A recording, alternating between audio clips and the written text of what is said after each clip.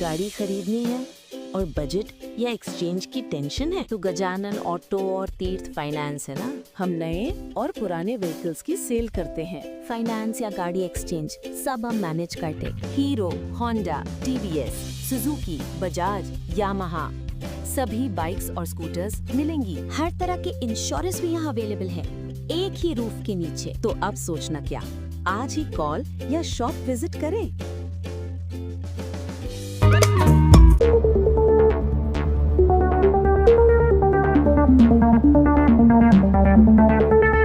રાજ્યના નાણાં મંત્રી શ્રી કનુભાઈ દેસાઈના હસ્તે ધરમપુરની વનરાજ કોલેજમાં ₹3,51,51,00,000ના વિવિધ પ્રકલ્પોનું લોકાર્પણ અને ખાતમુહૂર્ત કરાયું. ધરમપુરના મહારાણા શ્રી વિજયદેવજી સાર્વજનિક કેળવણી મંડળ સંચાલિત શ્રી વનરાજ આર્ટ્સ એન્ડ કોમર્સ કોલેજના વિવિધ પ્રકલ્પોનું લોકાર્પણ, ખાતમુહૂર્ત તથા કોલેજના આદ્યસ્થાપક શ્રી નાનુભાઈ એમ. દેસાઈની પ્રતિમાનું અનાવરણનો સમારોહ ધરમપુરના બામટી ગામે આવેલી વનરાજ કોલેજના પટાંગણમાં રાજ્યના નાણાં, શહેરી વિકાસ અને શહેરી ગૃહનિર્માણ વિભાગના કેબિનેટ મંત્રી શ્રી કનુભાઈ દેસાઈના અધ્યક્ષસ્થાને અને લોકસભાના દંડક વલસાડ ડાંગ સાંસદ શ્રી ધવલભાઈ પટેલની ગરિમામય ઉપસ્થિતિમાં યોજાયો હતો. સ્વાગત પ્રવચન કોલેજના આચાર્ય ખંડુભાઈએ કર્યું હતું. MSVS કેળવણી મંડળના પ્રમુખ જીવાભાઈ આહિરે આભારવિધિ કરી હતી. સમગ્ર કાર્યક્રમનું સંચાલન પ્રોફેસર ડો. નિલિંદી નાયકે કર્યું હતું.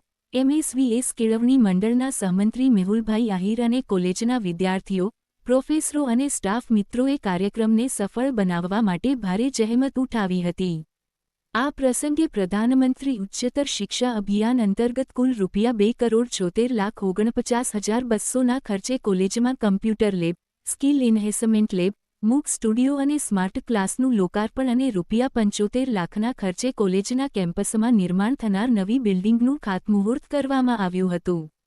મંત્રી શ્રી કનુભાઈ દેસાઈએ વર્ષ 1984માં ધરમપુરના આદિવાસી વિસ્તારમાં શિક્ષણની જ્યોત પ્રજ્વલિત કરનાર નાનુભાઈ એમ દેસાઈને શ્રદ્ધાંજલિ પાઠવી જણાવ્યું કે વાપીમાં 1965માં GIDCની સ્થાપના થઈ અને 1990માં પ્રથમ કોલેજની સ્થાપના થઈ હતી. જ્યારે દીર્ઘદ્રષ્ટિ ધરાવતા નાનુભાઈ દેસાઈએ વર્ષ 1984માં 4 દાયકા પૂર્વે સંપૂર્ણ આદિવાસી વિસ્તાર એવા ધરમપુરમાં શિક્ષણની ભૂખ સંતોષવા આ વનરાજ કોલેજની સ્થાપના કરી હતી. અત્યાર સુધીમાં અનેક વિદ્યાર્થીઓએ અહીં શિક્ષણ મેળવી ઉચ્ચ હોદ્દા પર બિરાજી રહ્યા છે. નાનુભાઈએ શરૂ કરેલી આ શિક્ષણ યાત્રાને આપણે સૌ આગળ વધારી શિક્ષણની જ્યોત હંમેશા ઝળહળતી રાખીએ. વડાપ્રધાન શ્રી નરેન્દ્રભાઈ મોદી ગુજરાતના મુખ્યમંત્રી પદે હતા ત્યારે ઉમરગામથી અંબાજી સુધી વિકાસના અનેક કાર્યો કર્યા હતા અને મહત્વપૂર્ણ ગણાતી વનબંધુ કલ્યાણ યોજના અમલમાં મૂકી હતી. ધરમપુરના આદિવાસી વિસ્તારમાં આવેલી વનરાજ કોલેજમાં વિવિધ પ્રકારની અદ્યતન લેબ બનાવવા બદલ ટ્રસ્ટી મંડળને અભિનંદન પાઠવી લોકસભાના દંડક અને સાંસદ શ્રી ધવલભાઈ પટેલે જણાવ્યું કે skill enhancement lab, computer lab, mock recording studio અને સ્માર્ટ ક્લાસથી વિદ્યાર્થીઓની સ્કિલ ડેવલપ થશે અને દેશનું નામ રોશન કરશે. કોલેજિયન વિદ્યાર્થીઓને શીખ આપતા સાંસદશ્રીએ વધુમાં જણાવ્યું કે ભણતરથી બુદ્ધિપૂર્વક, વિવેકપૂર્વક અને સમજણપૂર્વક કાર્ય કરી પોતાનો અને રાષ્ટ્રનો વિકાસ કરી શકીશું. વધુમાં તેમણે ભણતરની સાથે સ્કિલ વિકસાવવા ઉપર પણ ભાર મૂકી જણાવ્યું કે અત્યારે AIનો જમાનો છે એટલે એની સ્કિલ ડેવલપ કરવી જરૂરી છે. થોડા સમય બાદ બીજી કોઈ નવી ટેકનોલોજી આવશે તો તે પણ શીખવી જરૂરી છે. જરૂરિયાત મુજબ સ્કિલ અપડેટ કરતા રહીશું તો ઘરે બેસવાનો ક્યારેય વારો નહીં આવે.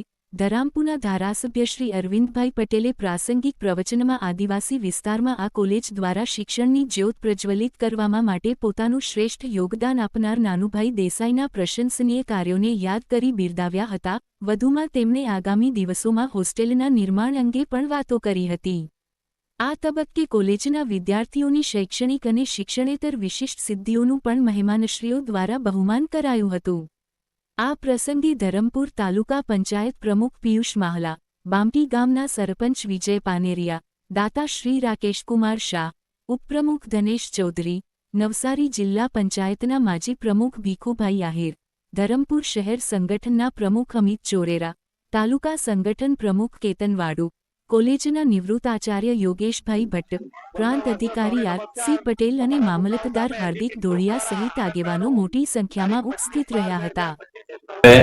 આ વિસ્તારની શિક્ષણની ભૂખ જે સંતોષી છે અને આ વિસ્તારના અનેક અધિકારીઓ સરકારની ઊંચી ઊંચી પદવીઓ પર ગયા છે, એમનું જે ઘડતર થયું છે એ સમગ્ર આ સંસ્થાને આભારી છે.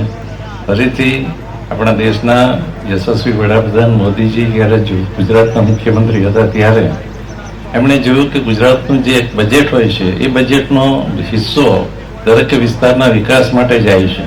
અને જ્યાં વધુ વસ્તી હોય, જ્યાં વધુ ફોલોઅપ કરતા હોય, જ્યાં લોકોના જે કાર્યકરો હોય એ વધુ ફંડ લઈ જતા હોય, વધુ વિકાસ તે વિસ્તારનો થતો હોય, શહેરી વિસ્તારનો થતો હોય, એના માટે એમણે આદિવાસી વનબંધુ કલ્યાણ યોજના બનાવી.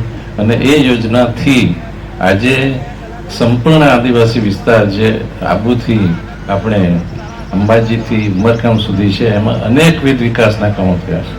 અને અત્યારે જ જ્યારે આપણે 150મી ભગવાન બિરસા મુંડાજીની જન્મ જયંતિ વખતે એમણે 2 લાખ કરોડનું એક આયોજન રજૂ કર્યું છે. એમાં આપણા ધરમપુર વિસ્તારને ચોક્કસ ફાયદો થવાનો છે. અને આ વિસ્તારના જે કોઈ પણ કાર્યકરો જે કંઈ પણ કામો લાવશે એ ચોક્કસ સરકારમાં થવાના છે એની હું ખાતરી આપું છું. કામની ગુણવત્તા અને કામનું પરિણામ સારા કામો થાય, સારી રીતે થાય એ માટે સર્વે કાર્યકરોને પણ વિનંતી કરું છું. અને આપણે સૌ જે સ્વર્ગસ્થ નાનુભાઈએ શરૂ કરેલી યાત્રા છે એને એમના જે દિલમાં જે ભાવ હશે એનાથી પણ વધારે આગળ વધારીએ એવી શુભેચ્છા, વિનંતી, આભાર. ભારત માતા.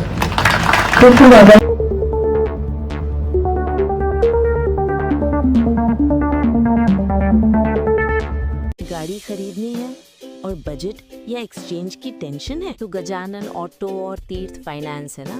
हम नए और पुराने व्हीकल्स की सेल करते हैं. फाइनेंस या गाड़ी एक्सचेंज सब हम मैनेज करते. Hero, Honda, TVS, Suzuki, Bajaj, Yamaha सभी बाइक्स और स्कूटर्स मिलेंगी. हर तरह के इंश्योरेंस भी यहाँ अवेलेबल है, एक ही रूफ के नीचे. तो अब सोचना क्या, आज ही कॉल या शॉप विजिट करें.